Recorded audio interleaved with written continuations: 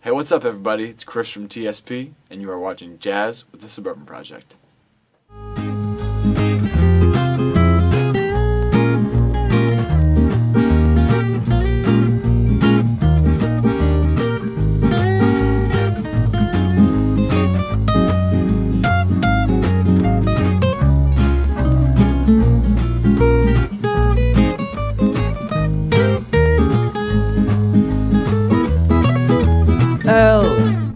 Alright, today's lesson is going to be called Roll with the Changes, and it is titled this way because it's going to be about playing over changes, one of the fundamental aspects of jazz guitar and improvisation. It's really about the bare bones of improvisation and some tools that you can use either as a beginner or tools that you'll still use as an advanced player to really use at the fundamental level of your improvisation. When you first start wanting to play jazz guitar, when you first start getting into it, you can usually say that as a player before, you've been playing blues and maybe rock or even metal, but the point is that you've been playing in styles that you learn to play in boxes first, like you learn positions. You start as a blues player in this box. You know, our classic A minor pentatonic box.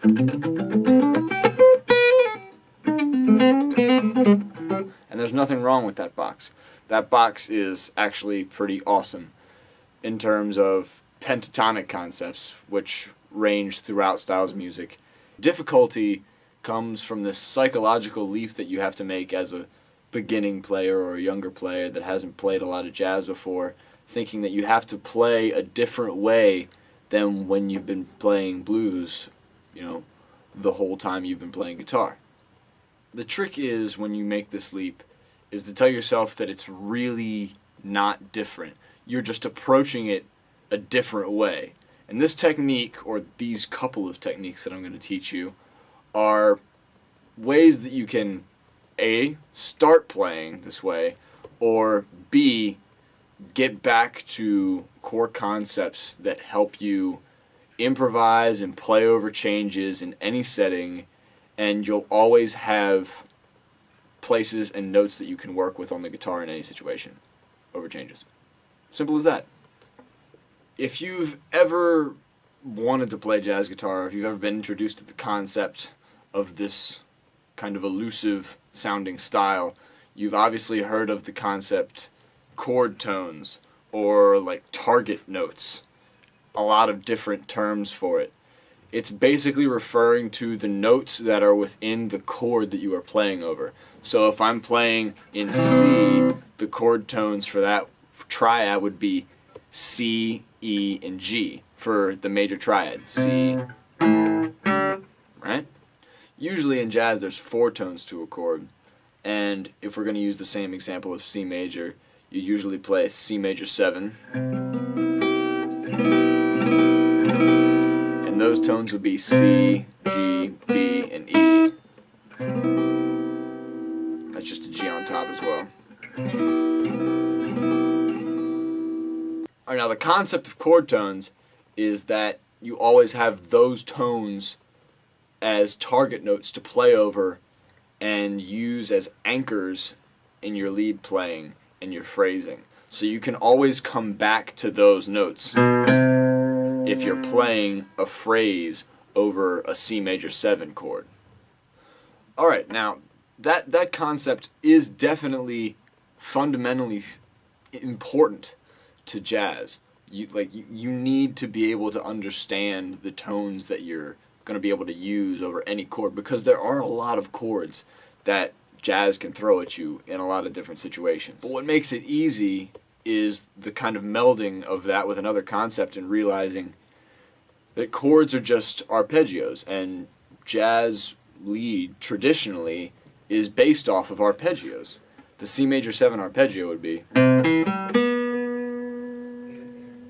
Alright, now here's where it can get really easy really quickly for you to start playing jazz, or start playing jazz-based licks immediately, and being comfortable in positions that you've loved so long for blues and rock. Now, I'm not going to promise you that you can stay inside your favorite box, but what I am going to promise you is that you can learn simple positions all over the fretboard and you'll always know where they are. The progression we'll be using to break down this concept is the first 8 bars of the Autumn Leaves chord progression, and I'll play that for you right now and break it down for you. 1, 2, 1, 2, 3.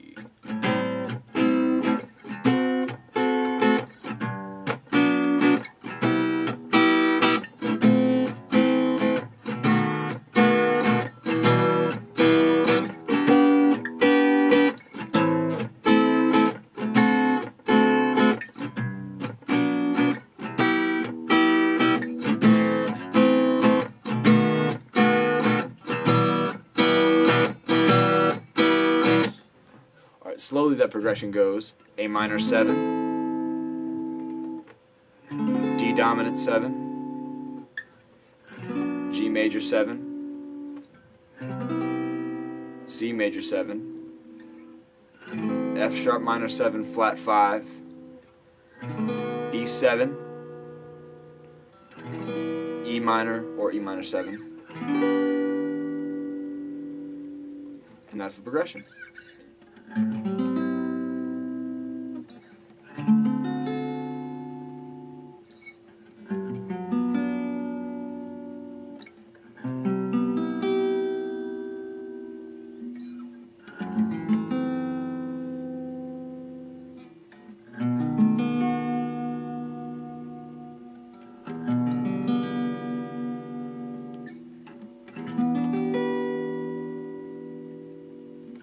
Alright, so now that we know the progression, all of those chords, when thrown at a young jazz player, can kind of seem daunting. You know, there's a lot of minor 7s, there's a minor 7 flat 5 chord in there, and, you know, the typical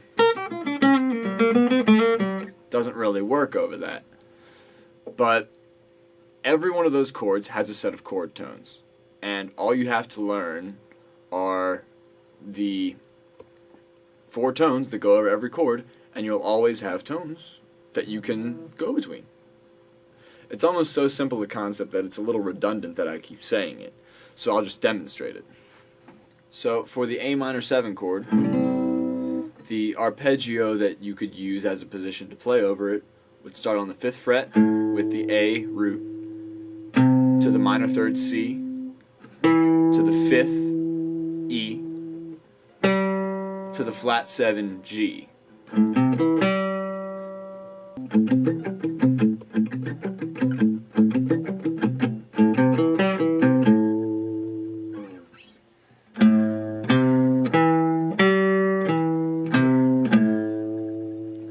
And that minor arpeggio shape is a shape that you can use on the root of any minor chord. So instead of A minor 7, if I wanted to play a G minor 7, I could start that same shape on the G root and go, and I already have 4 notes that I can play over a G minor 7 chord. For a major 7 chord, the shape is a little different, but also very simple.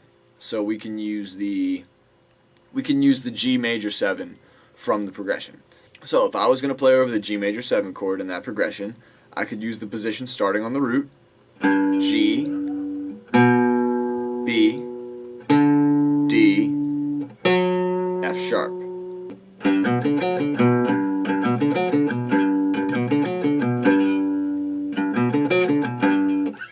And those are the 4 notes that are part of the G major 7 chord.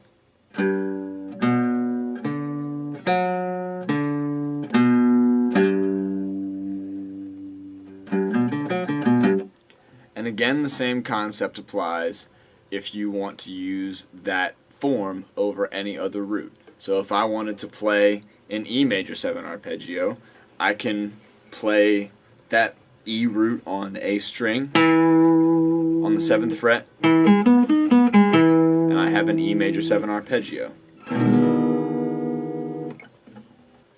The dominant arpeggio is also very similar in shape to the major 7 arpeggio, since it just is a flatted 7 difference between the major 7 and the minor 7. So we can use the D dominant 7 chord in the progression, and that arpeggio would go D, F sharp, A, C.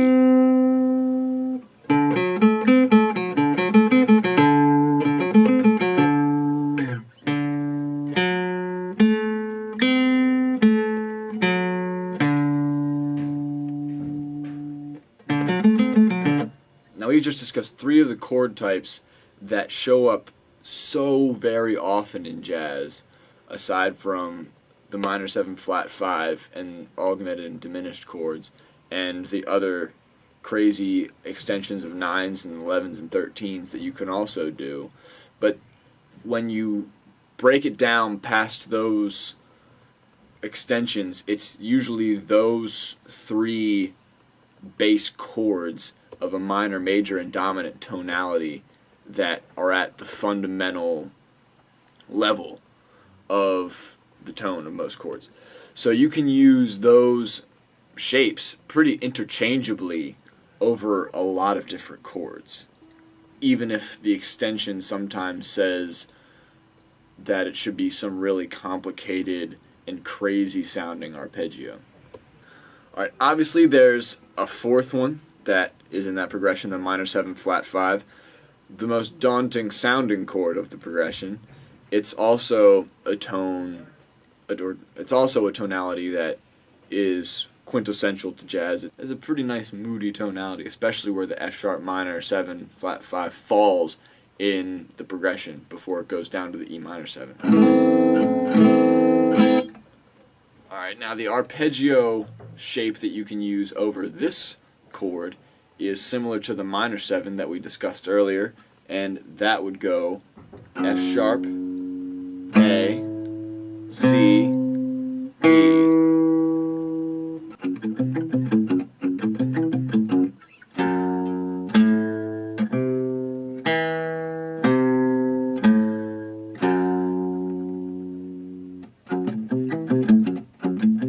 Alright, so now you have the 4 arpeggio shapes that you can use almost anywhere, and those 4 shapes cover a huge amount of space and chord tonalities that you'll find in jazz: the major 7, the minor 7, the dominant 7, and the minor 7 flat 5.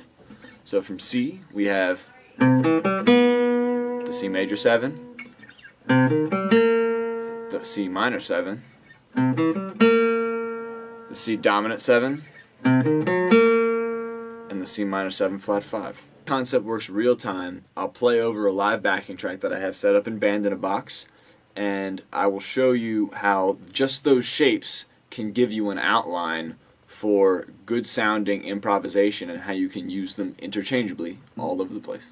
Keeping in mind I'm only using these arpeggio shapes on the roots of the chords.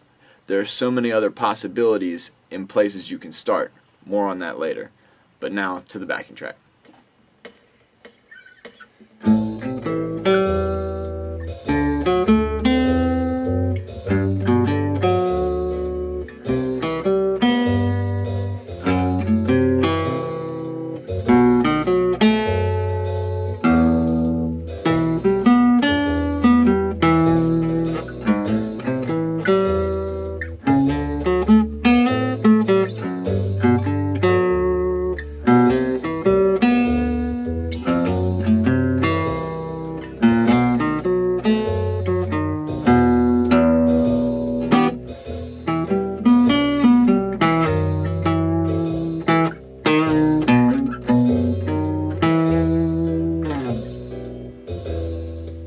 You could probably hear in that demonstration how every note that I played had a tonal pull back to the chord that I was playing it over. And that's because every note that I was playing was already in the chord. Surprise!